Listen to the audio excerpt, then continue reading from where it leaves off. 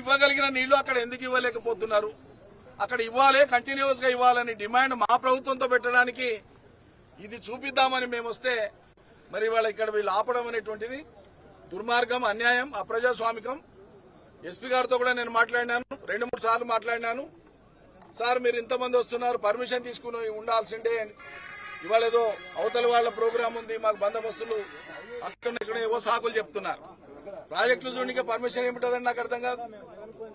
Kaleshwaram project చూడడానికి పరాయి రాష్ట్రాల నుంచి, పరాయి దేశాల నుంచి వచ్చిపోతున్నారు.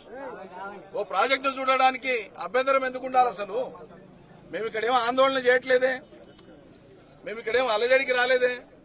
ఓ ప్రాజెక్టు చూసిపోవడానికి వస్తే ఆపాల్సినటువంటి ఆగత్యం ఎందుకు? అసలు ఇది చాలా అన్యాయం, దుర్మార్గం.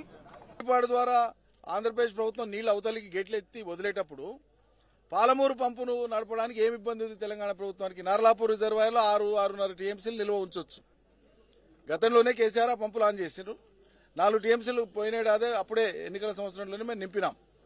ఈ ప్రభుత్వం వచ్చినాక ఒక్కరోజు కూడా నడపలే. మొన్న ఈ మధ్యలో ట్రయల్ రన్ చేసినారు. ఆ పంపును అదేవిధంగా నడిపి నార్లాపూర్ నింపుదనంటే వచ్చే ఇబ్బంది ఏం లేదు. ఎందుకు నింపుతలేరు? ఒకటి. 3 పంపులను నిరవధికంగా నడిపితే, కంటిన్యూస్ గా నడిపితే ఇబ్బందే లేదు, నీళ్లకి ఇబ్బంది లేదు. వాళ్ళు మాట్లాడుతున్నటువంటి భాష ఏంది, మాట ఏంది? కృష్ణాలో నీళ్లు లేవు, ఎల్నినో ఉంది, కరువు వచ్చింది, వర్షాలు లేవు కాబట్టి చెరువులు నింపుకుందాము, మంచినీళ్ల కోసం చూసుకుందామని ఈ డ్రామాలు చేస్తున్నారు.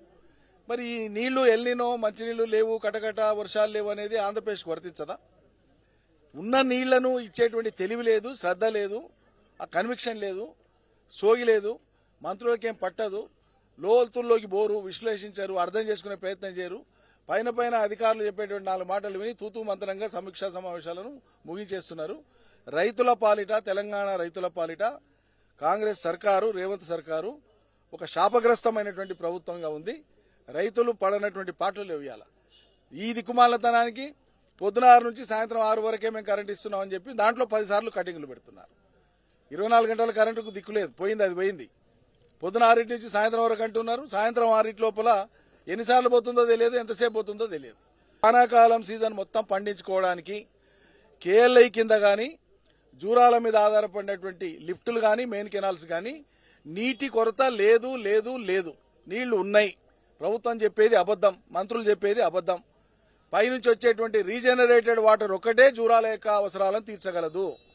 శ్రీశైలంలో రిజర్వులో ఉన్నటువంటి నీళ్లలోంచి 200 రోజులు ఇంకా మనం నడుపుకుంటే కూడా మనం వాడుకునేది 40 టీఎంసీలు మాత్రమే.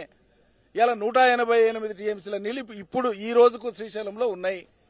40 టీఎంసీలు వాడుకోనికే మీనమేషాలు లెక్క పెడుతుండ్రు. ఏమనంటేనంటే నాగార్జున సాగర్ లో డ్రింకింగ్ వాటర్ కావాలంటారు. ఓకే, మరి నాగార్జున సాగర్ లో డ్రింకింగ్ వాటర్ కావాలంటే మరి ఆంధ్రప్రదేశ్ ప్రభుత్వం ఆపాలి కదా. మీరు ఆంధ్రప్రదేశ్ ప్రభుత్వం ఈ నీళ్లు తీసుకుపోవద్దు, డ్రింకింగ్ వాటర్ కావాలని అడగాలి కదా. ఎందుకు అడుగుతలేరు మరి?